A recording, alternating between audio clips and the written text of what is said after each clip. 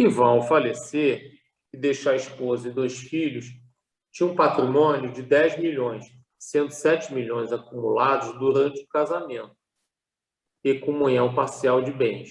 Nesse caso, a herança será repartida considerando que não há testamento. Então, vamos lá. Como é que a gente faz isso? A esposa vai receber... nesse caso, a esposa vai receber a ameação 50% dos 7 milhões que foram acumulados. Então, é direto, é só pegar 7 e dividir por 2. Tá? E depois, como eu já falei na questão anterior, a esposa recebe metade do que é direito. Por quê? Porque era casada e depois ela recebe na qualidade de herdeira. Então, nesse caso, a gente tem que lembrar isso. Havendo um regime de casamento, a esposa, se o marido falecer, né? A esposa recebe a metade do que lhe cabe e a outra metade a esposa vai concorrer na herança. Levando em conta que está no regime de bens chamado comunhão parcial. Então, nós temos aí 2 situações. Atentando ao caso que na herança ela tem que receber, não pode receber menos que 25% do total. Nós vamos ver uma questão aí que fala sobre isso. Então, já temos aí 5 questões. São bem historinhas que a gente conta, né? Quer dizer, a gente conta a prova, coloca situações e aí o candidato tem que avaliar as situações. Não vi nada absurdo. Posso considerar que 4 questões em 5, talvez até fosse otimista, talvez desse para acertar em 5. Tá? Eu acho que não há que se assustar muito, não precisa pegar um livro de direito para entrar na regra, no detalhe. Com a questão da ameação 50% e o limite de 25% para a esposa na hora de ser herdeira, são itens básicos que o candidato tem que ler, estudar ou decorar. Ele escolhe o verbo, mas ele tem que saber. E aí dá para acertar, no meu ponto de vista, 4 questões. E aí, nessa questão de quantas tem que acertar, a gente até fala que o módulo 6, né, é um módulo muito mais que pode te eliminar do que te acertar. É bem importante aí, para quem está fazendo o exame completo, focar, poxa, deixa eu garantir os 50%. Aí, como o Thomas falou, 50% aqui é tranquilo, né, Thomas? Acertar, tem que acertar entre 2 e 3 questões. Acho que aqui está bem tranquilo.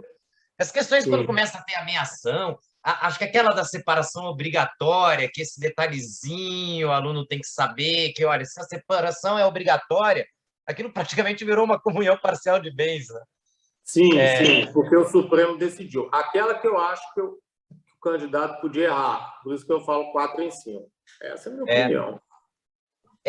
Porque a outra, a quinta, que também está separando bens e tem que fazer ali a conta, né? Mas ela é mais ou menos tranquila, que é o regime de comunhão parcial, que acho que o aluno tem que chegar dominando. O regime de comunhão parcial, ele tem que chegar dominando. Ele pode se atrapalhar ali com a comunhão total ou com a separação de bens, né? No regime de comunhão parcial, não pode.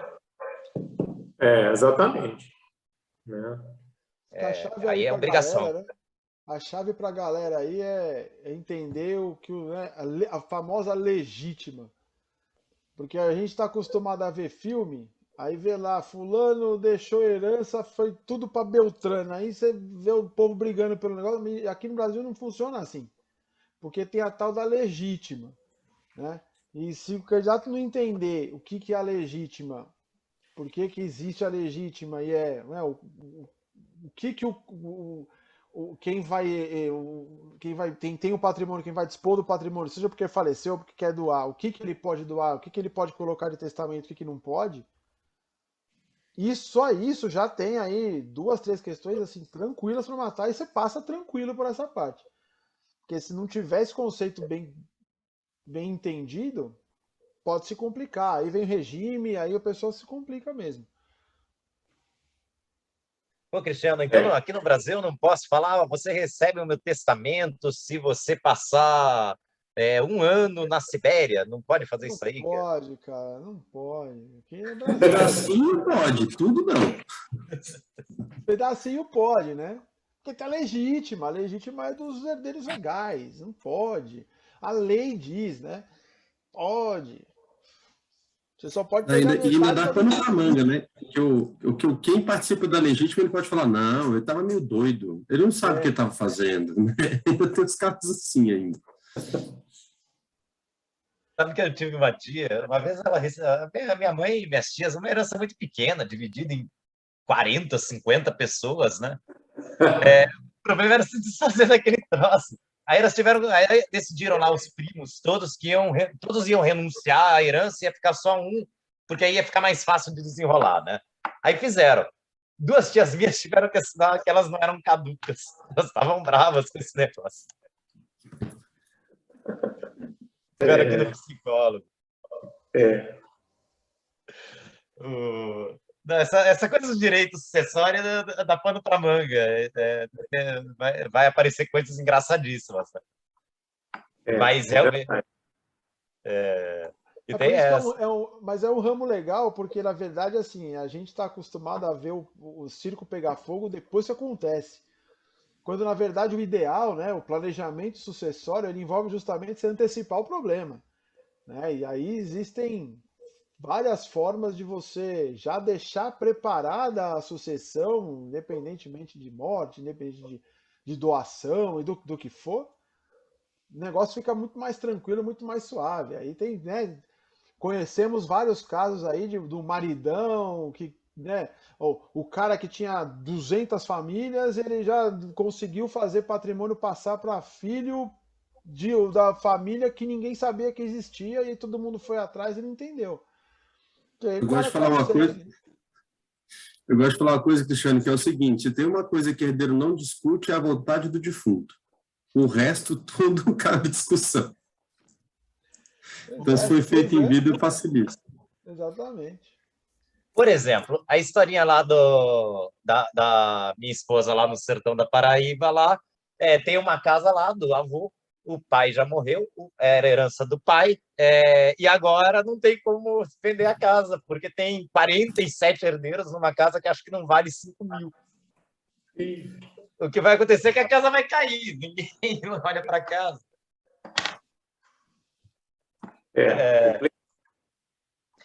Mas isso aí dá muito rolo, e quem mora... Acho que São Paulo talvez seja um exemplo mais contundente disso. São Paulo tem, no centro da cidade, tem vários prédios inteiros fechados, né? E é tudo rolo com sucessão, que foi mal feita, não foi feito o planejamento antes, né? Sim, sim.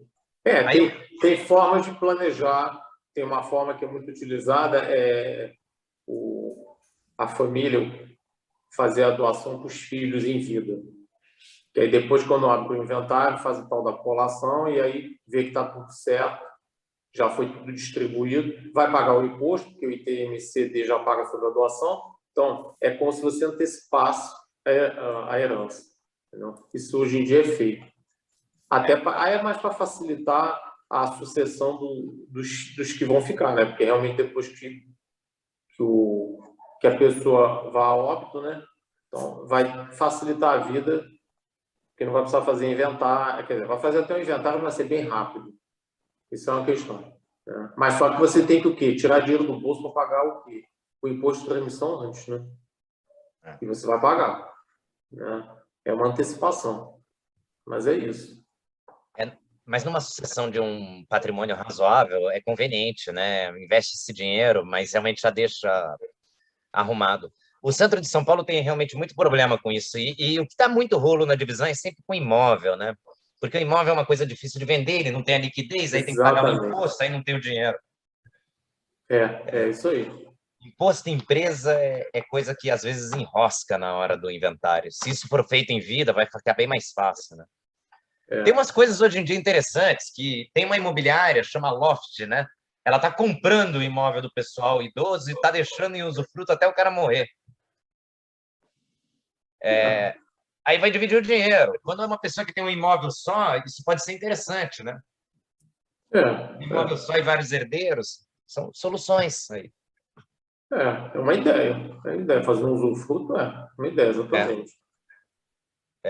Então, é uma proposta que ela faz. Está até anunciando no link, no Instagram, no LinkedIn, no Instagram, no Facebook. Ela tem um limite lá, não é um imóvel muito caro, mas justamente para esse tipo de coisa, um imóvel de 300, 400 mil, vai dividir entre 4, 5 herdeiros, esse troço vai enroscar. Talvez seja melhor deixar esse troço já em dinheiro separado, que é mais fácil, né? Uma boa ideia. São formas, é por isso que a prova pede, né? Porque, olha, o direito sucessório ele pode atrapalhar a pessoa. Mas né, nessa sequência aí, Anderson, tranquila a questão, o que você acha? Parte fácil, parte difícil? Você acha que o aluno tem que acertar quantas, Anderson? Pelo menos 3, mas eu acho que dá para acertar mais. Essa parte que vocês falaram aí tem umas coisas importantes que precisa lembrar, né? Regime parcial de bens tem que ficar na ponta da língua.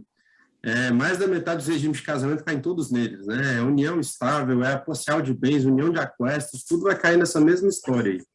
Então, e lembrar também do que quando não tem separação nem filho de casamento anterior, facilita muito a história para poder montar o cenário.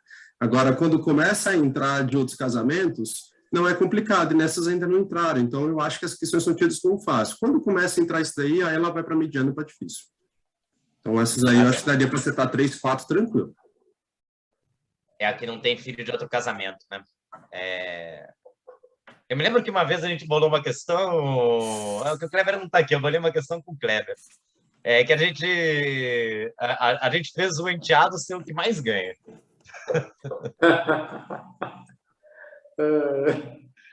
Foi indo, o enteado ganhou mais.